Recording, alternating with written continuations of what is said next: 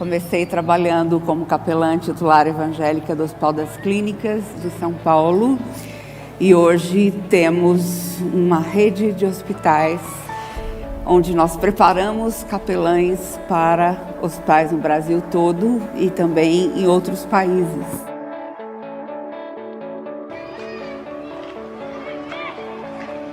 Só que eu precisava ter certeza que a palavra de Deus realmente era eficaz para lidar com os problemas mais complexos da alma humana. E foi surpreendente ver que a palavra de Deus realmente restaura a alma, transforma a pessoa. Não importa quem ela seja, qual a complexidade do seu problema. Ela realmente é capaz de penetrar lá no fundo e mudar o nosso ser completamente. 30 anos de ministério e você pode ver quantas coisas lindas Deus já fez. Ele tem cuidado não só do corpo dos enfermos, mas tem usado as nossas vidas para ministrar a alma, restaurar a saúde emocional e espiritual dessas pessoas.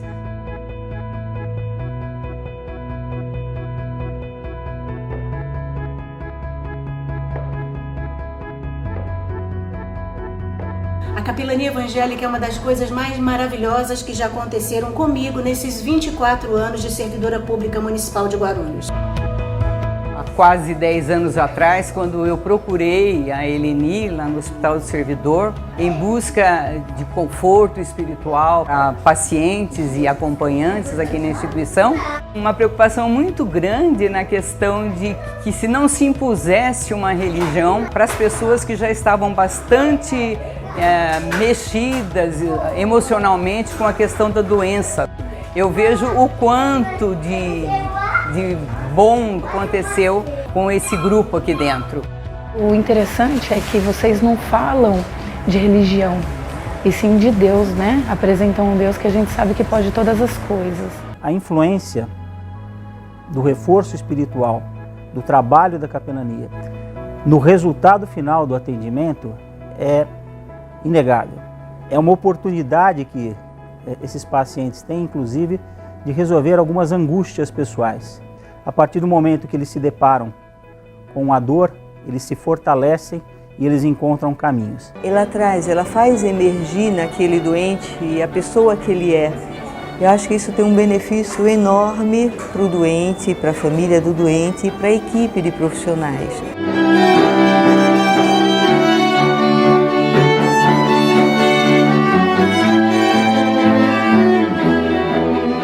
Por que o super-herói usa máscara?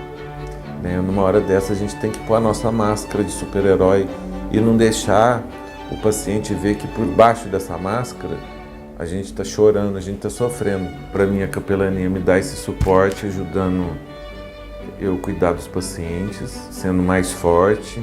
No suporte para os pacientes que estão internados, entendo a necessidade do uso da medicação e de promover a saúde deles.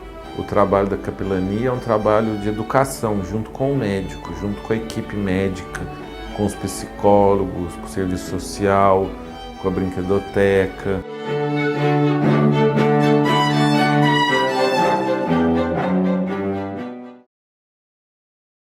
Eu gostaria de ressaltar a importância dela, no trabalho da humanização, do acolhimento e da melhoria da assistência que a gente tem, não somente aos nossos pacientes, mas também aos nossos funcionários. Com as orações em conjunto, com os momentos de música, isso é muito importante, isso vai de encontro à nossa visão de humanização e nossa visão de melhoria da qualidade da assistência que nós prestamos nessa instituição.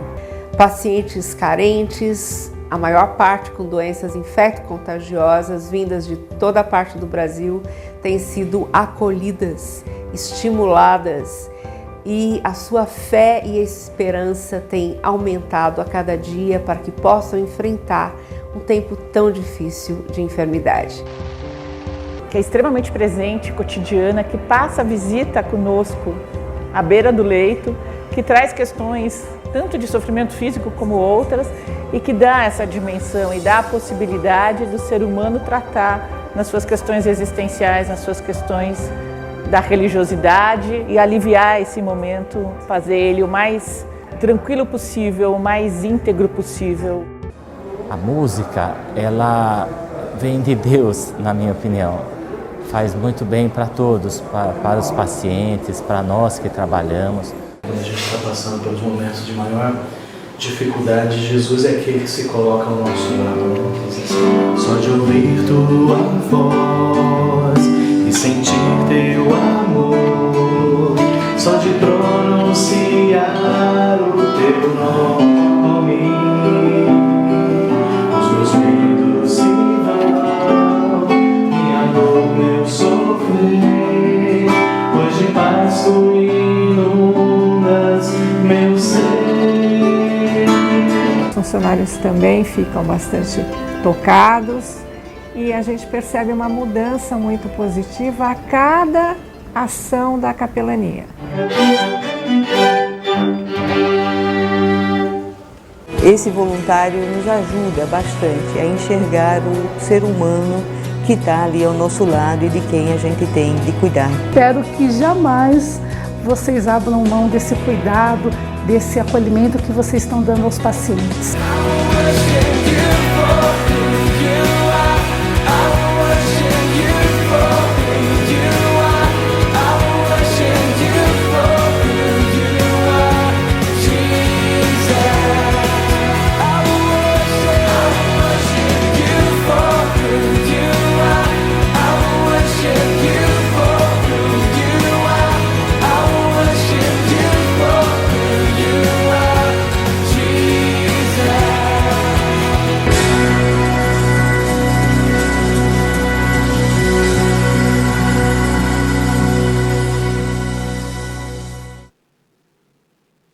Olá, minha gente querida, bem-vindos ao nosso programa Capelania.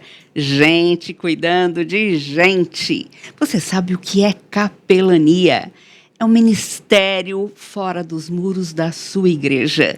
É levando a igreja ao encontro de populações carentes e as mais diversas possíveis, dando ouvidos às suas necessidades, captando o seu modo de falar, a sua cultura, para levar o evangelho do jeito que eles possam compreender, suprindo essas necessidades com o evangelho todo, falado e vivido, apresentando aquele evangelho que salva vidas para sempre. Quero ler para você Romanos 1:16 e 17, que diz assim: pois não me envergonho do evangelho, porque é o poder de Deus para a salvação de todo aquele que crê, primeiro do judeu e também do grego, visto que a justiça de Deus se revela no evangelho, de fé em fé, como está escrito, o justo viverá pela fé. É tão precioso conhecer a Cristo como Salvador, ter a sua vida transformada, renovada, ter esperança, paz com Deus, certeza da vida eterna e saber que o Espírito de Deus vive em nós e nos conduz a viver para Ele. A compaixão do Senhor começa a habitar o nosso coração e abre os nossos olhos para as pessoas a quem Ele ama e Ele nos leva ao encontro delas.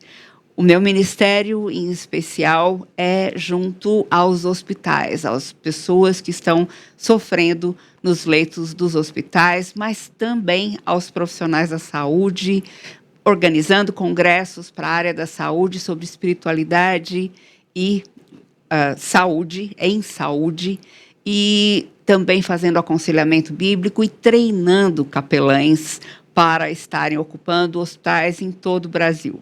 Hoje eu sou capelã, presidente da Associação de Capelania na Saúde, ACS, e também presidente do CPC, Conselho Presbiteriano de Capelania do Supremo Concílio da Igreja Presbiteriana do Brasil, levando a igreja a colocar em prática o Evangelho além dos seus muros, trazendo as pessoas ao conhecimento do Salvador, indo até elas.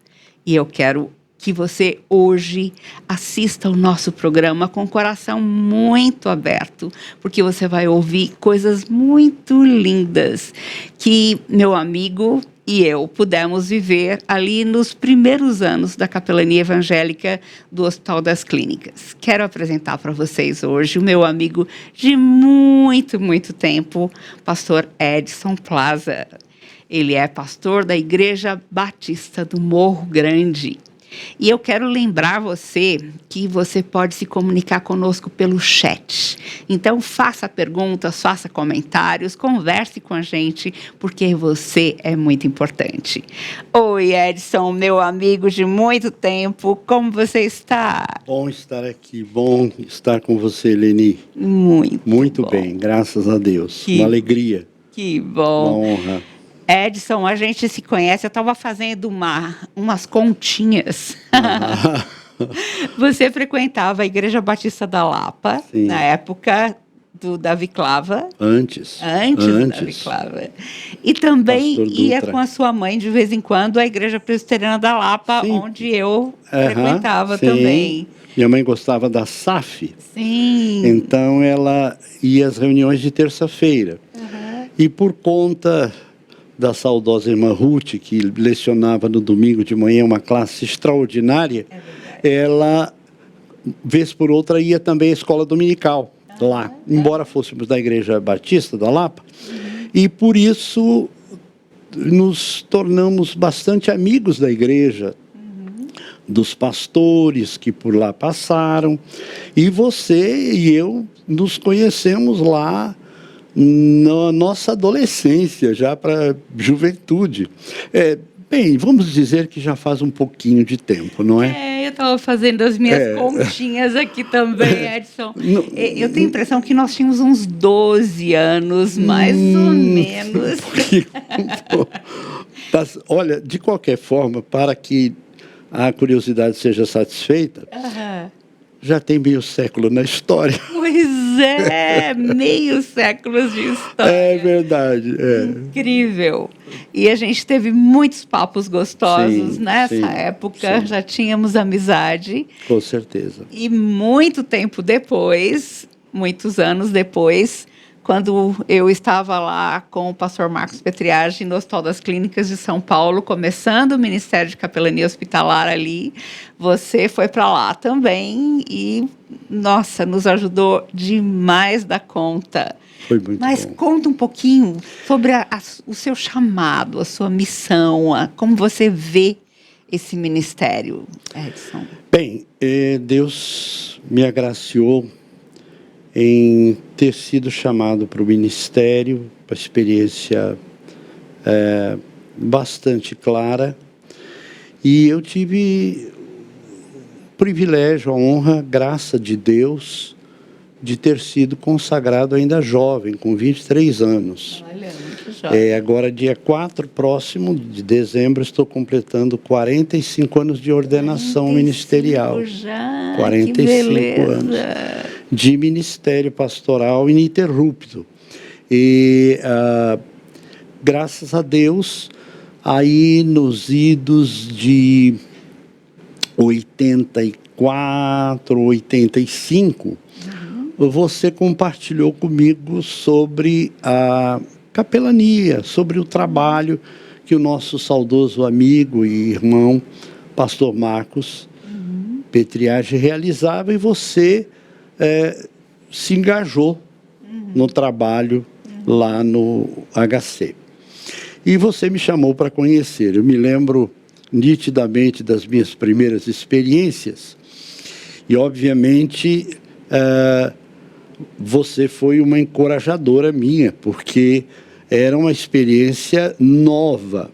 Como pastor, estava habituado a visitas pastorais hospitalares, mas não com a frequência de visitação e de trabalho até com muitos aspectos, porque nós não estávamos restritos só à visitação, mas trabalhávamos com datas especiais, celebrações e etc.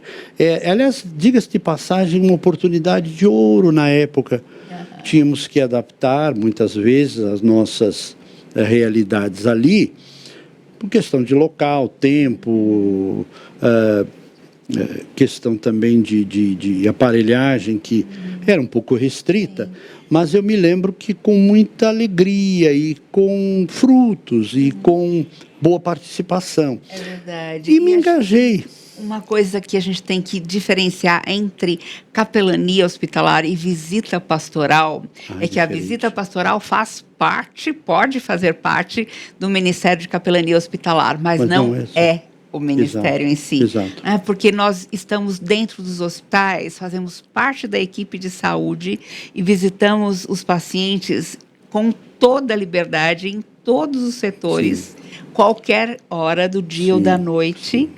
E pacientes que nós nunca vimos na vida. Sim, sim. Então, crentes, Diferente. de qualquer credo ou sem credo algum. Sim. Não é? Sim. E temos que ir conquistando-os para, então, podermos apresentar o Evangelho. Sim, sim. Aliás, interessante isso, porque o trabalho pastoral é restrito ao seu paciente e no horário previsto, não necessariamente no horário do público em geral, mas é um horário que não tem essa abertura de qualquer instante estar lá. E também, como disse, restrito ao seu paciente, no caso, membro da sua igreja ou algum familiar, né?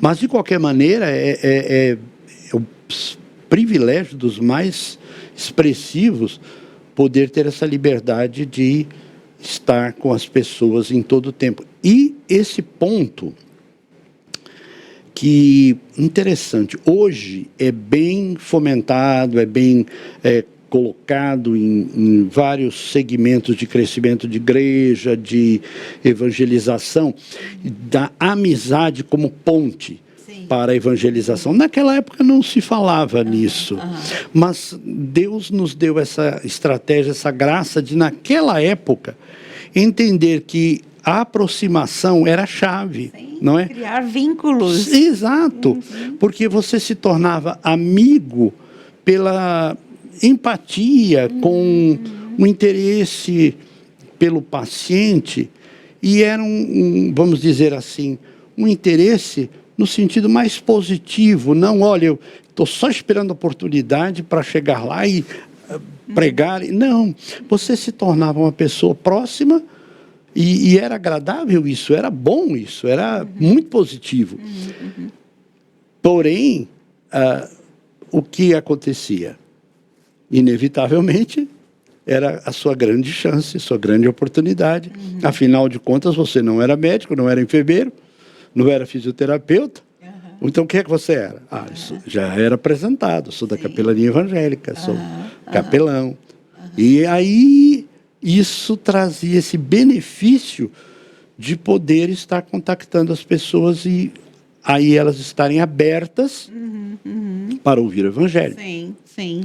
Eu quero a gente contar para vocês que a gente vai conversar sobre a Tânia e a turma da PI. Vamos falar sobre aquele pintor famosíssimo que nós pudemos acompanhá-lo durante vários meses ali também nas internações dele. Quero mostrar para vocês algumas pinturas maravilhosas também que ele fez. Falar sobre o Billy, você lembra? Aquele que era matador profissional e que a gente conheceu ali no hospital também. Então, assim, quantas pessoas completamente diferentes a gente vai conhecendo. Eduardo também, que nós encontramos depois daquele acidente que ele sofreu na Rio Bahia, na rodovia, e ficou ali na ortopedia internado por um bom tempo também.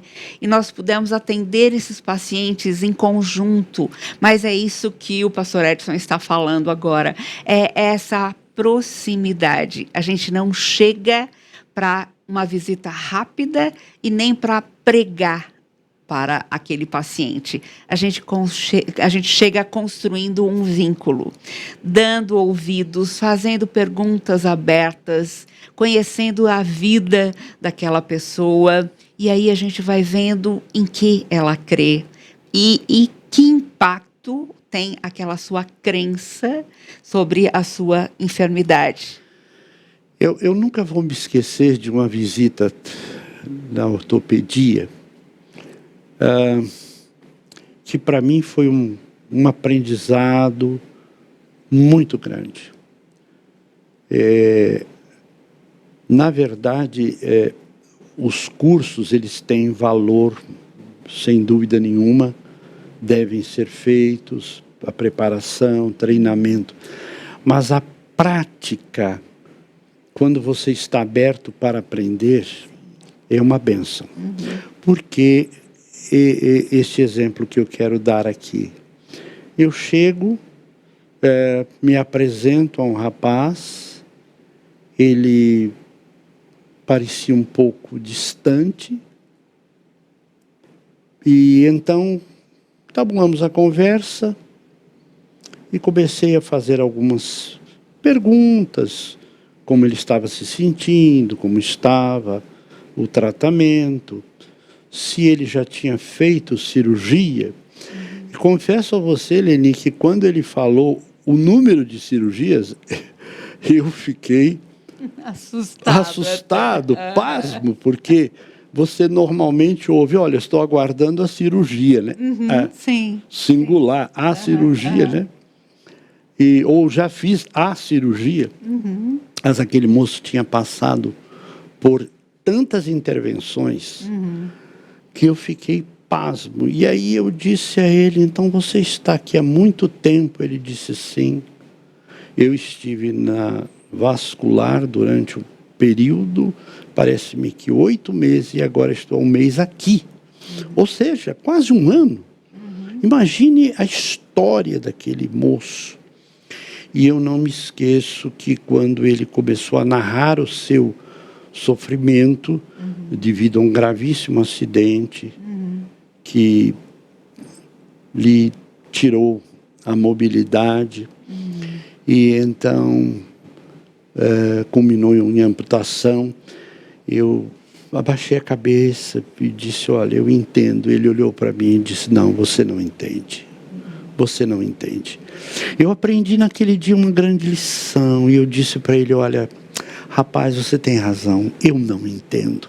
Eu posso fazer uma vaga ideia do quanto você tem padecido e do quanto tem sido um desafio a cada dia e tal. E ele depois compartilhou comigo que alguém fora até ele para evangelizar e sem pormenorizar, a ação evangelizadora foi meio frustrada. Imagino. Então eu fiquei ali aprendendo tantas lições, inclusive esta, de que você não tem tanta facilidade de apresentar o evangelho para alguém que é estranho. E que, obviamente, por você ser estranho para a pessoa e ela para você, e ela não estar disposta muitas vezes a te ouvir, ela não vai ouvir a mensagem que você vai levar. É verdade, é verdade.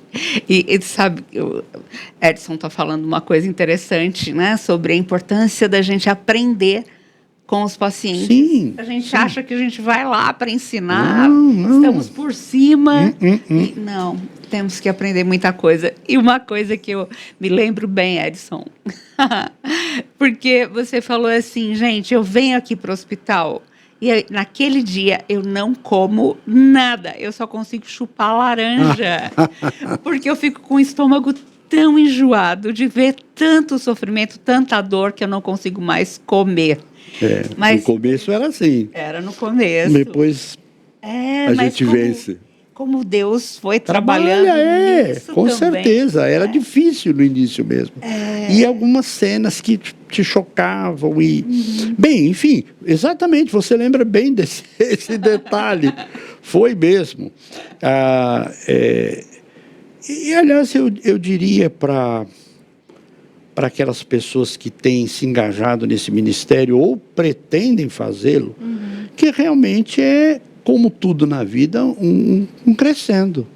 Uma experiência diária em que você vai vencendo temores, obstáculos, não é? E, afinal de contas, é um ambiente diferente. E para nós que somos ministros, normalmente, a gente tem aquela, vamos dizer, mente voltada para a igreja, para a realidade eclesiástica, né? E ali não, é uma realidade diferente. Você, sim, completamente. Você está apresentando o evangelho, você está consolando, você está orando, você está ministrando, porém, num contexto e numa realidade completamente diferente. Por isso que se chama capelania. Né? Exatamente. É diferente de igreja. E eu tive o privilégio, nessa época, que o pastor Edson foi lá me ajudar, de treiná-lo para a capelania. Eu já estava lá há 1 ano e meio, 2 anos, mais ou menos. Sim.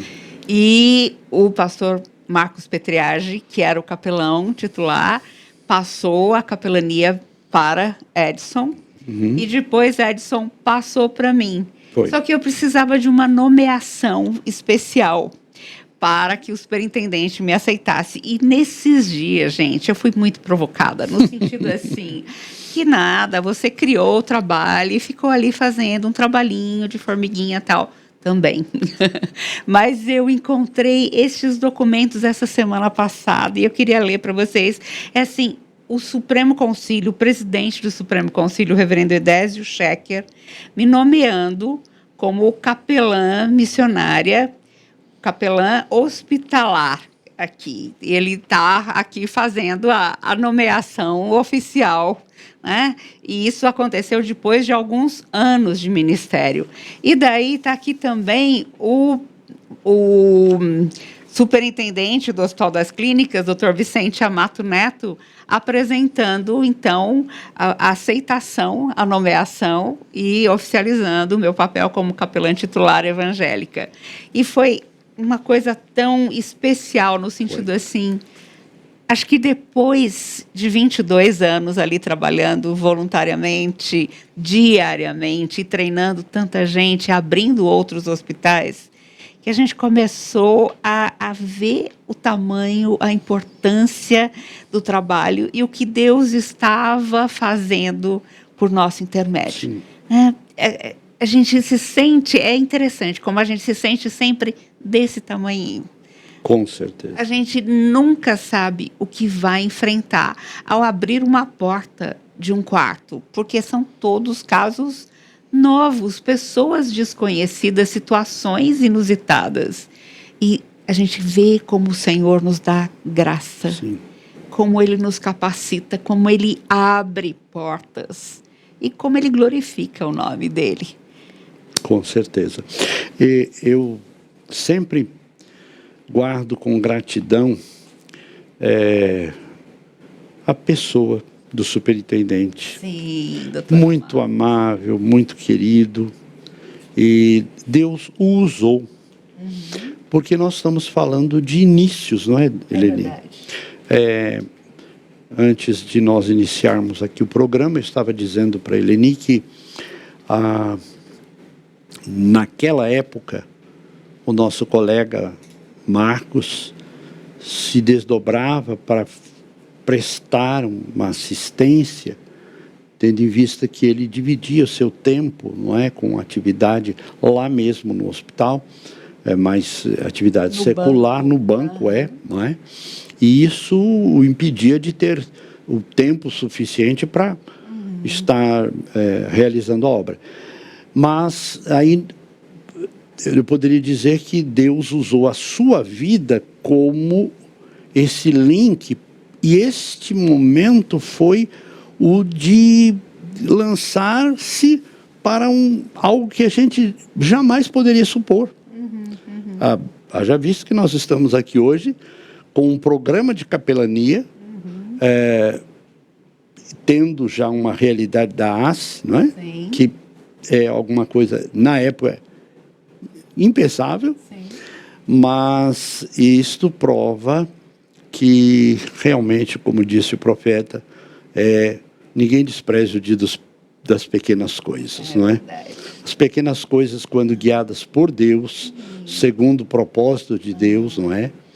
E que exalta Ele, que objetiva a glória de Deus, e que esteja dentro, em sintonia com a vontade dEle, expressa nas Escrituras, redunda nisso, bênção, e é surpreendente, não é? Porque na época a gente jamais poderia supor tal coisa.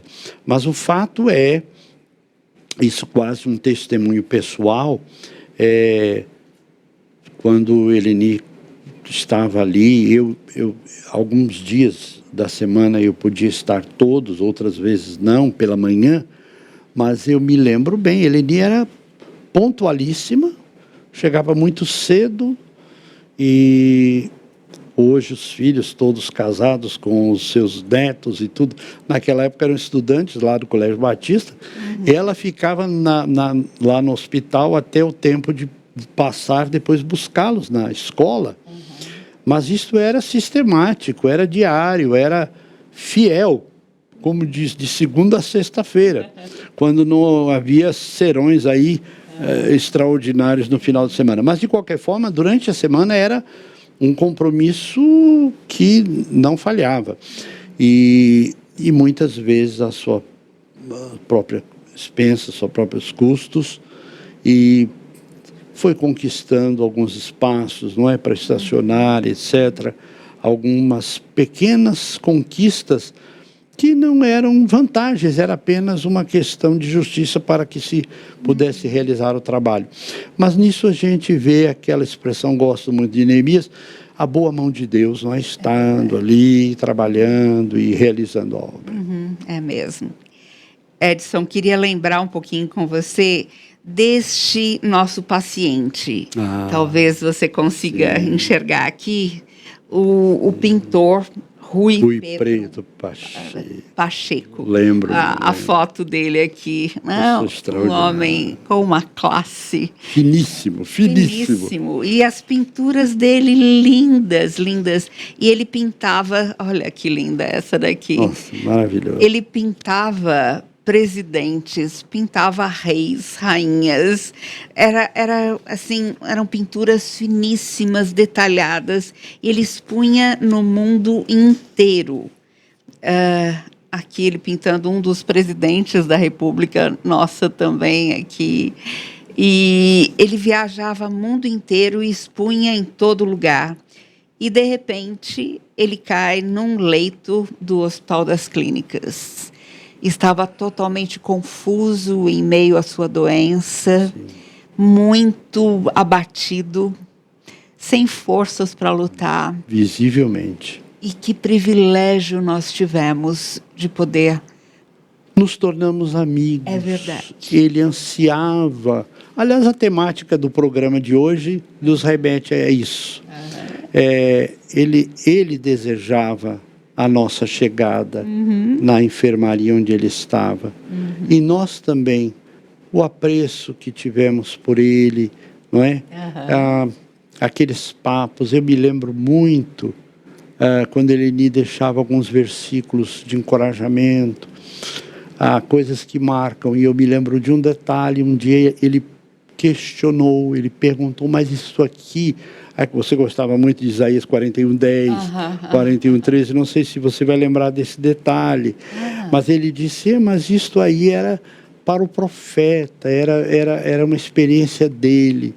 E então aí sabiamente ele foi dizer que a experiência se aplica ao povo de Deus em todas as épocas, porque o Deus de Isaías é o nosso Deus, e o Deus de Isaías é o Deus que cumpre as suas promessas ali mesmo por ele registradas, e tivemos oportunidade de levar palavra de consolação, de paz, de salvação para ele. Sim. Pessoa muito querida, muito, como você disse, de uma de uma fineza, de um trato maravilhoso. Lindo. E sabe que, pensando no nosso bate-papo de hoje, eu fui mexer no meu baú de lembranças e encontrei carta dele aqui. E falando o quanto ele ansiava pela nossa visita também. Olha a letra dele, que coisa linda, né? Uma letra muito, olha que linda, uma letra muito maravilhosa, desenhada. Que precioso. Eu fico lembrando com saudades e gratidão a Deus desse tempo. Interessante justamente isso, que nós acabávamos, enfim, sendo pessoas desejadas. Havia uma ansiedade da nossa chegada nos mais diversos locais do hospital, porque você pode imaginar uma pessoa internada por longo período. É curioso notar que nem sempre o paciente é alguém que tem pessoas próximas. Nem sempre tem pessoas que podem vir. A gente viu muito isso. Hoje, quando eu penso na Casa do Aconchego, eu tenho que dar glória a Deus, eu tenho que dizer, Deus, obrigado. Aquilo é uma bênção. É verdade. Na época, isso é muito claro na minha cabeça, que fico lembrando, pessoas que tinham alguma posse, tinham parentes, eram de fora, vinham de longe, porque no hospital encontramos gente do Brasil inteiro, até de fora do Brasil. E essas pessoas que tinham posse ficavam num hotel próximo ali, bem próximo ali na Consolação, ali na Rebouças, não é? Na época. E então tudo bem, mas e os que não tinham? E na verdade era um número muito maior. E ficavam ali numa cadeira dura, numa situação difícil. Hoje a Casa do Aconchego se tornou um oásis, um lugar de bênção com muitas facetas, não é? Não só espiritual, mas social, física, emocional, enfim. E nessa época não tinha isso. Não tinha. E havia pessoas que não tinham visita de parentes, porque não tinham. Eram pessoas que tinham uma família reduzida, estavam lá em alguns rincões do país, não tinham como chegar ali. A gente tem que lembrar que a enfermidade de uma pessoa afeta a família toda. Todos têm que mudar o seu ritmo de vida. Aqueles que trabalham têm que ver como fazer para se revezar no trabalho, no cuidado dessa pessoa que está hospitalizada. E quando uma pessoa fica hospitalizada por 8 meses, 10 meses, 1 ano, ou vai para casa com um estado de debilidade enorme, né, com uma paralisia, com uma dependência muito grande, normalmente fica uma pessoa cuidando, uma pessoa da família. Ou é a mãe, ou é a esposa, ou é a irmã. Normalmente é uma mulher que fica cuidando. Só que essa pessoa tem que sacrificar o seu trabalho, a sua vida, os seus sonhos, e ela se cansa muito. E por isso nós temos promovido também nas igrejas um curso breve de visitação a enfermos, com o objetivo de equipar a igreja para o atendimento às pessoas da própria igreja que estão doentes, dando suporte a essas famílias todas e revezando com elas no papel de cuidado, muitas vezes. Assim, quando a gente monta um esquema todo com a igreja, e a gente pode chegar para o cuidador familiar e falar: vai passear, hoje é teu dia. Vai para a cabeleireira, vai para um cinema, vai dormir, vai não fazer nada, mas eu vou ficar com o seu querido por 4 horas. E quando a igreja pode montar esse esquema, é uma bênção, é uma maneira de renovar as forças daquela pessoa que está tão sobrecarregada de maneira contínua e não se sabe por quanto tempo. quantas pessoas que a gente atende que estão hospitalizadas ou estão na cama por 10 anos, 12 anos. Sim, sim. E sendo uma pessoa cuidando dela o tempo todo, é muita coisa. Muito. Muito desgastante. E esse é um ministério que, sem dúvida alguma, traz um benefício extraordinário para esses cuidadores, para o paciente, não é? Porque o paciente, normalmente, a pessoa que está enferma, ela, além do seu sofrimento, ela sofre por ver pessoas comprometerem o seu tempo, a sua vida. A verdade é essa. Elas se sentem um fardo. Sim, exatamente. Porque, invariavelmente, o sentimento acaba sendo esse. Poxa, fulano, e como você disse, normalmente uma mulher, acaba abrindo mão da própria vida, né?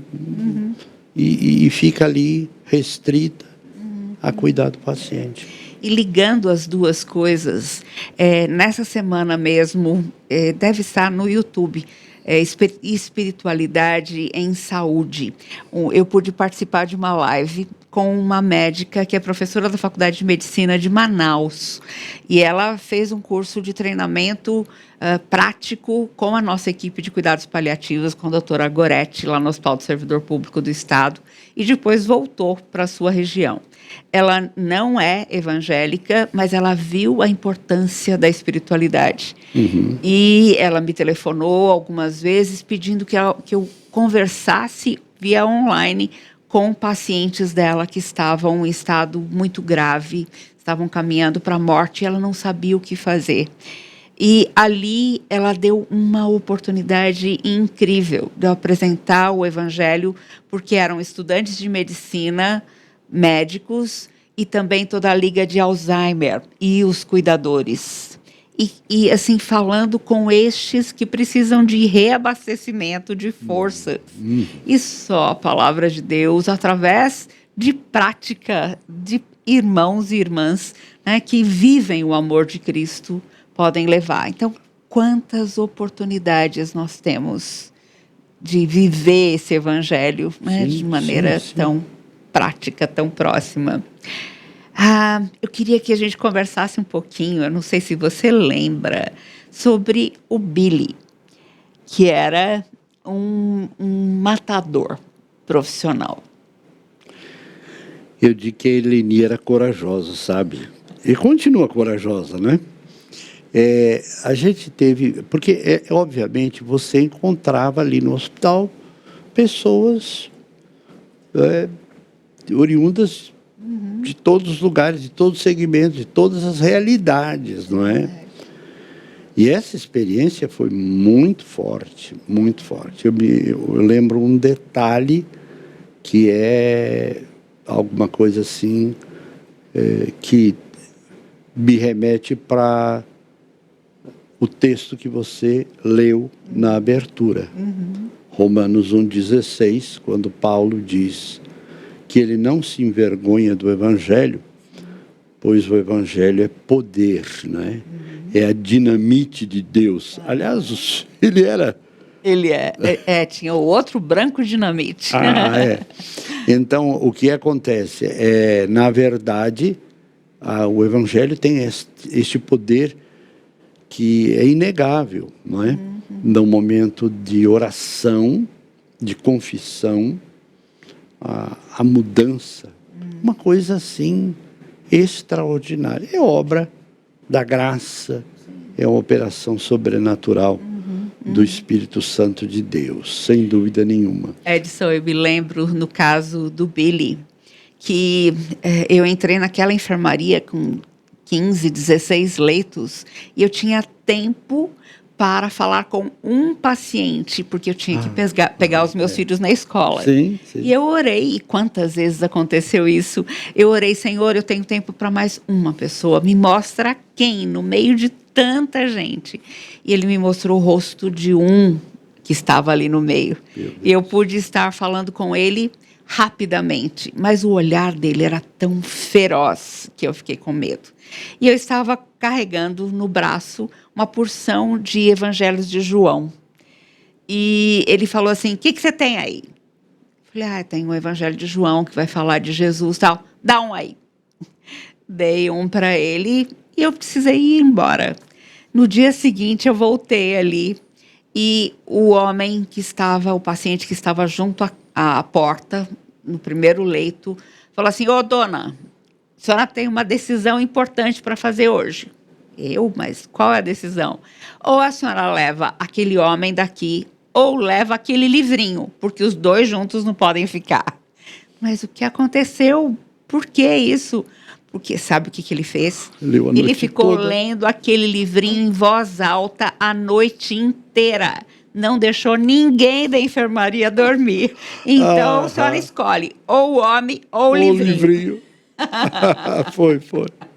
E quando eu cheguei perto do Billy, aí não sei se dá para ver aí, mas o desenho que ele fez de si mesmo, né?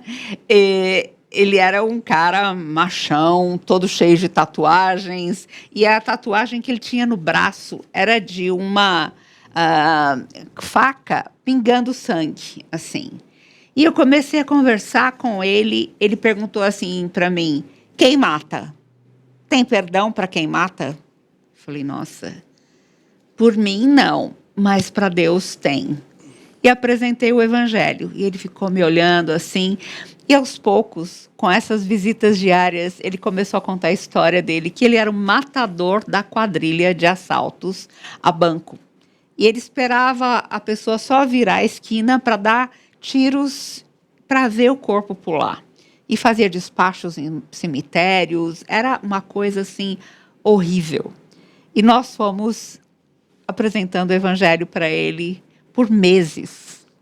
E eu me lembro que ele não dormia quase, porque ele tinha muito medo que a quadrilha inimiga entrasse no hospital para matá-lo durante a noite. E por isso ele não tinha paz. E eu me lembro que eu pedi para você, eu falei, gente, eu estou cansada de 4 meses apresentando o Evangelho de todas as formas para esse homem. E eu desenhava com ele, fazia uma porção de coisas e ele resistente. E eu falei, Edson, por favor, vai lá, apresenta o Evangelho de novo para ele, porque nós temos que fazer a pergunta, afinal ele vai ter alta logo. E você fez isso, apresentou o Evangelho. E quando eu cheguei para aquele dia na visita, eu cheguei para ele, apresentei, sintetizei o Evangelho novamente, e daí eu falei para ele, olha, só se for muito homem, muito macho, para tomar essa posição mesmo, essa decisão, porque não é para qualquer um, precisa ter coragem.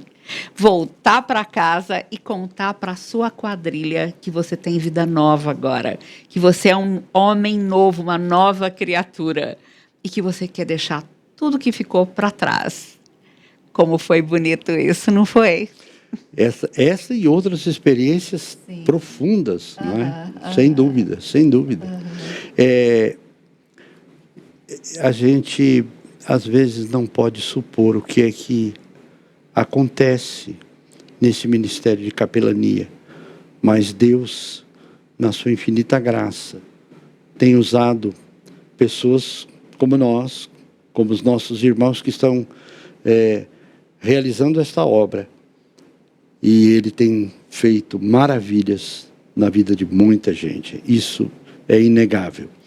Eu me lembro, falando dessa questão de pregação, evangelização, um rapaz sofreu um acidente e ele estava ali internado há muito tempo, e nós o presenteamos com o Novo Testamento. E ele era alguém assim, até pela sua origem oriental, muito sistemático, muito determinado, e ele trabalhava com um serviço que exigia dele uma dedicação muito grande, integral. E, de repente, aquele homem que não tinha tempo para nada, arranjou tempo, na marra, né, como nós dizemos, foi parar no hospital, coitado. Mas, graças a Deus, ele foi tratado, foi restaurado, só que a permanência foi longa. E ao receber o Novo Testamento, ele nos surpreendeu. ele leu em poucos dias todo o Novo Testamento, grifando versículos, depois conversando conosco a respeito dos versículos, e foi uma experiência muito bonita. Fome de Deus. Sim, porque a gente vê mesmo como crentes, como pastor, e a gente vê a dificuldade que o povo às vezes tem de fazer uma leitura diária de um trecho bíblico. E aquele homem se dispôs em poucos dias. Comeu Bíblia. Comeu a Bíblia. Leu o Novo Testamento, estava disposto a lê-la toda e começou a leitura, inclusive, direitinho nos evangelhos, e foi. E nos fazia perguntas, e você notava o interesse pelas afirmações, pelas indagações, e também pelo fato de estar ali o Novo Testamento todo grifado, não é? Foi muito bonito. Aliás, são tantas experiências, ele tem escrito livros maravilhosos, e aí, certamente, em todos esses livros estão narrados aí momentos como este. E nós sabemos, irmãos, que não é o fato de alguém estar no hospital que faz da pessoa alguém disposta para ler as Escrituras ou para receber a mensagem. Nós já tivemos ocasiões ali em que a pessoa quase não, já houve casos que declarou lá, olha, eu não quero, não é, Eleni? Não quero saber. Mas vimos também o agir, não é, soberano e gracioso de Deus em muitas vidas. A gente vai relembrando algumas histórias tão boas, não é? Como desse moço que se dispôs a ler as Escrituras, e outras pessoas que, além de sermos bênção para a vida dessas pessoas, se tornaram pessoas muito queridas, muito especiais, e algumas até não nos esqueceram, não é? Devido a essa convivência tão boa. Resultado do trabalho da capelania, do investimento de tempo, e estar aberto para conversa, estar aberto para se deter ali. Uma outra coisa que a gente aprendeu, nós vivemos com essa questão de relógio, de tempo, de corre. Nós não tínhamos aquela ideia de produtividade. Acho isso muito negativo. Não, nós temos aquela história, hoje temos que distribuir tantos folhetos e fazer um relatório bonito para encher os olhos. Não. E isso nos trazia um benefício, porque lembro-me de uma ocasião que, ao olhar no relógio, isso é meio que natural, não é? Aliás, eu nem tenho usado o relógio, mas usando o relógio, a pessoa, o senhor está com pressa, né? E na hora eu disse, preciso me policiar para não fazer isto, porque essa pessoa tem que estar tranquila para saber que eu estou interessada nela, no que ela está me contando, e não no meu horário. Então, realmente, era um desafio também muito grande. Mas falando sobre material, ele me falou que carregava Novos Testamentos, Evangelhos, etc. Eu me lembro de um período talvez um pouco anterior. Imagina no pronto-socorro, o movimento daquele lugar. Ele ia com um cestinho plástico transparente, com papeizinhos com versículos, não é? Com versículos bíblicos ali. E aqueles versículos bíblicos estavam dobrados, ali escritos naquele papelzinho dobrado, mas coloridos, então era bonito, vermelho, azul, verde, amarelo, várias cores. E aí um paciente a chamou, e ela distribuía aqueles versículos, mas ele notou que além dos versículos havia uma Bíblia. E disse, moça, o que é isso? É uma Bíblia? E ele me disse, é uma Bíblia. Você conhece a Bíblia? Ele disse, moça, por favor, me fale como é que eu tenho que fazer para aceitar Jesus. Eu lembro disso. Lembra disso? Moça, por favor, me diga como é que eu tenho que fazer para aceitar Jesus. Aí ele contou, ela disse, como é que você sabe sobre o Evangelho? Ele disse, olha, há um bom tempo eu fui a uma igreja, até era batista, fui a uma igreja batista, ouvi lá a mensagem, e o pastor perguntou quem desejava ali naquela noite entregar a vida a Cristo e tal, cantar um hino lá, e ele chamou as pessoas. Eu disse, não, isso não é para mim não, eu preciso curtir a vida, quem sabe depois eu vou pensar no assunto. Só que eu estava num bar e houve uma briga, eu não tinha nada com o assunto, né? Nada com o peixe, como se diz. Eu estava lá, e saiu lá um tiroteio, alguma coisa, e uma bala pegou na perna.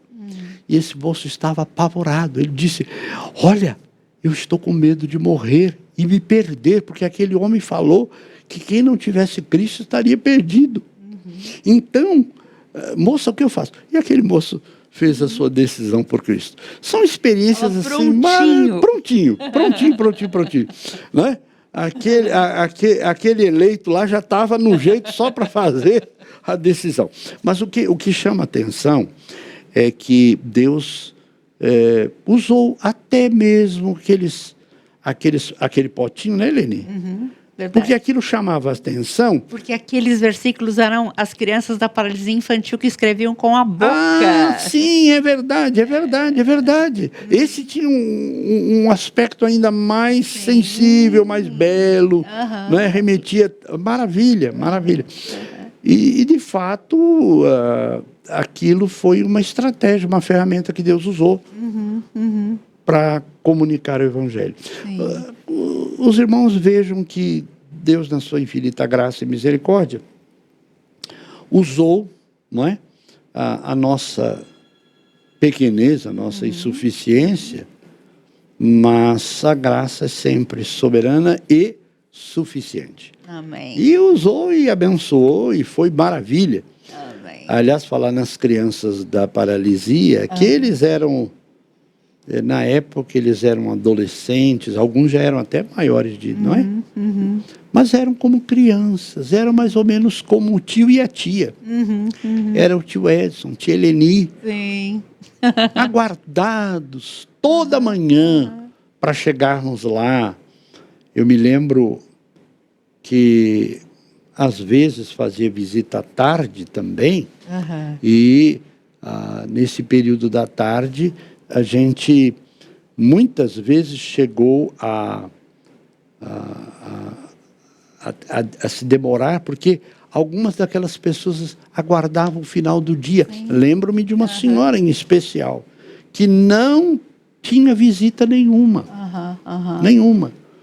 E aquela mulher, a alegria, você sabe o que é dar um sorriso quando a gente apontava ali na porta da enfermaria? E uma história difícil, sofrida. Tempo. Que pena que a gente não tem tempo, porque são tantas histórias lindas. Mas vamos ficar com muitas aqui na barra da camisa para apresentarmos depois, em outro encontro aqui. Edson, muito obrigada. Foi muito especial estar junto com você e relembrar de tanta coisa linda que Deus fez quase 40 anos atrás. Nesse ano que vem, estou completando 40 anos de Ministério de Capelania Hospitalar também. Muito obrigada pela sua vida. Agradeço muito ao Senhor pela nossa amizade também. Um grande abraço para Jael, sua esposa, para sua mãe, Lídia também. E que Deus abençoe muito, muito a sua vida, o seu ministério. Amém.